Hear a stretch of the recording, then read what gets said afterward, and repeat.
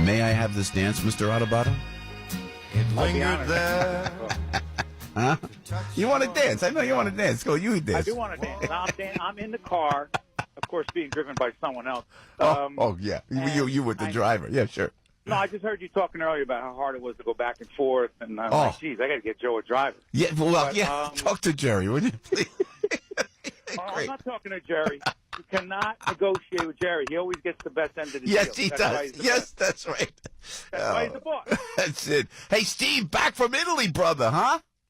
Oh, you heard. I heard. My beautiful wife, Jennifer, and I were. Now, of course, my family, here's my family from Naples, and I know that your family's from Avellino, and you know, we go to Florence, right? We're in Florence. We see David on the last day because my wife had to leave the Prada store, get there at the last minute. My family wants to know why we didn't go to Naples. I said because it was 8 hours away. They asked, so what? Why didn't you get there? They got offended. Now my family's mad at me. Is that Italian or what? That is why so. Why didn't you go to the old? By the way, it's not even Naples. You know that. It's a little tiny town, 14 people outside of the city of Naples. And now my family's not talking to me after I came back from Italy because I stayed in quote unquote Florence. Firenze. I know. I did the same thing. I worked so hard to learn Italian. I had a la professoressa, and I went down to southern Italy, and I started, instead of saying, like, with the southern Italian accent, aspetta, meaning, wait a minute, aspetta. Aspetta a minute. I said, aspetta. Like, they were offended. They were offended that I was trying to, like, be too, quote unquote, uppity, Huh? I cannot believe you did that. And by the way, I was studying for months, and my wife said to me, how come every sentence starts with, come se dice, how do you say? She goes, if you know the language so well, why do you have to ask so often?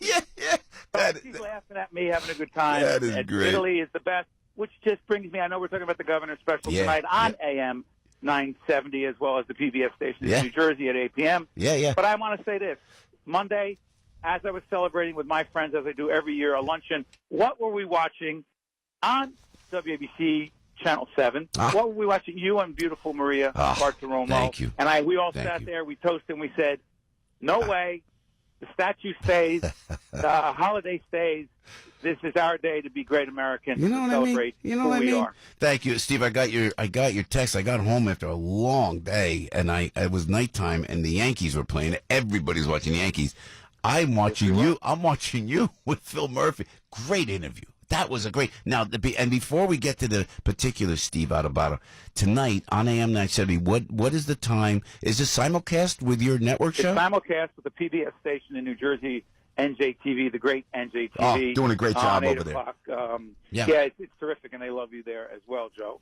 But it'll simulcast on AM 970 as well at 8, and we have in-depth interviews with the ambassador, Phil Murphy, and with the Lieutenant Governor, Kim Guadagno. It was in-depth, issue-oriented. We did not deal so much with, quote-unquote, politics, if you will. We tried to deal with things that matter in people's lives, health care, transportation, property taxes, all kinds of taxes, the pension crisis in New Jersey, public education, things that matter, not things that, as you've been saying today, don't matter as much. Steve, you were top of your game, man. Top of your game. I was. I'm sorry. I just want to acknowledge. I was good. Thanks for mentioning it, Joe. I'm glad you noticed. Yeah. But it was great because you didn't let the Democrat off the hook who won't call me. But that's a whole other thing. That's all. Anyone. What? Kim, excuse me. Kim's coming up in about an hour. This is like Kim's 10th appearance on the show. I'll go back and forth with Kim at least once a week. I guess maybe because I supported her. But I open these airwaves to everybody. Even this kid, Ricciardi, is that his name, that kid? What a nice kid he is running for governor as well. So we open up. I get a lot of heat that we did not do in-depth interviews with the candidates outside of the major party candidates. But I'll just say this.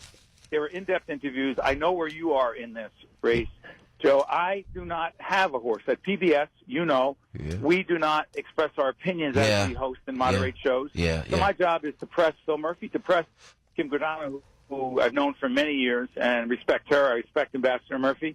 It's issue-oriented. If people are looking for a slanted show where they can figure out any bias, this is the wrong show to watch. It's straight-up, objective, very fair and balanced. Yeah, how'd you think about, what did your take on the debates last night, Steve? Was that last night? I'm joking. I swear to goodness, I walked right by it.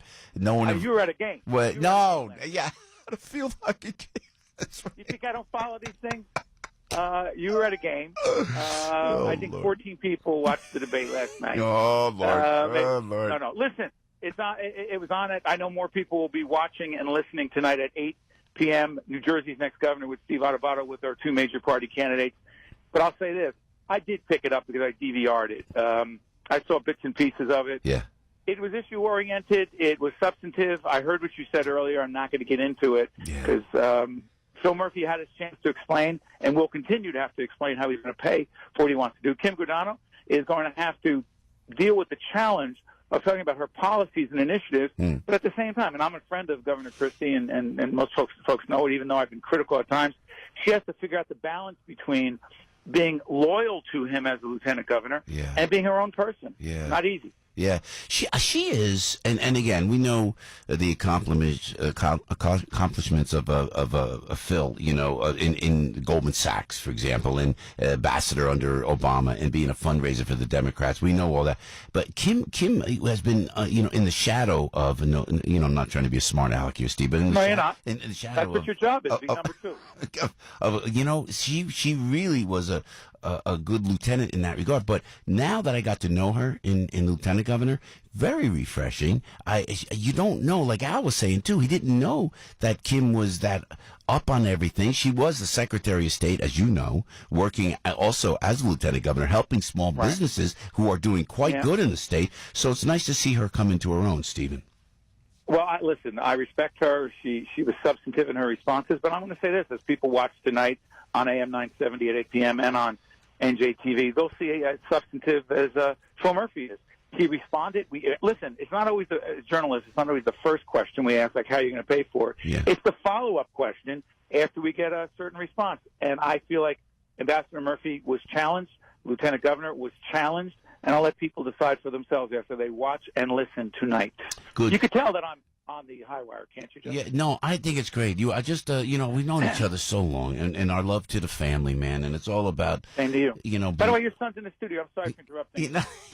Mikey is I got the 15-year-old who's left-handed, who is a baseball player at Seton Hall Prep. He's a terrific athlete. I heard about your son, and my son wants to know, why do I not invite him to the studio so he can be on air? So I want you to know you screwed up my family life. My family's pissed that I didn't, or peeved that I didn't go to Naples. Thank you. My son is mad that your son is on the radio with you. Well, listen, I'm talking. Listen, Seton Hall Prep. Say hi to Stephen. How's it going, sir? There you go. Hey, Michael, great to hear. How you going, sir? How's it going, sir? Look at, I love that. He does. Seton Hall Prep, Steve, huh? I love these Catholic schools, man.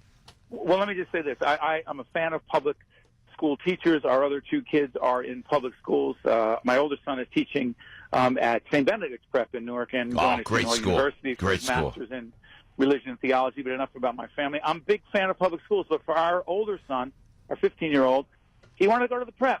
I went to a school, Essex Catholic High School in Newark, doesn't even exist anymore. I know. So it was right for me in Newark at the time, and this is right for him now. But big fan of good public school teachers, and when it's appropriate, parochial schools make sense as well. There it is. Steve, I'll tell you, welcome home, man. Great to have you home, and great work on these interviews tonight. What's the time again, Stephen, please? 8. Listen, I'm very uncomfortable plugging, but it's 8 p.m.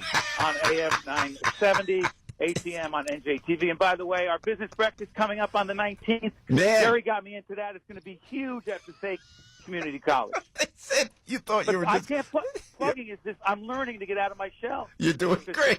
Stephen, great to talk to you, my friend. God bless you, brother.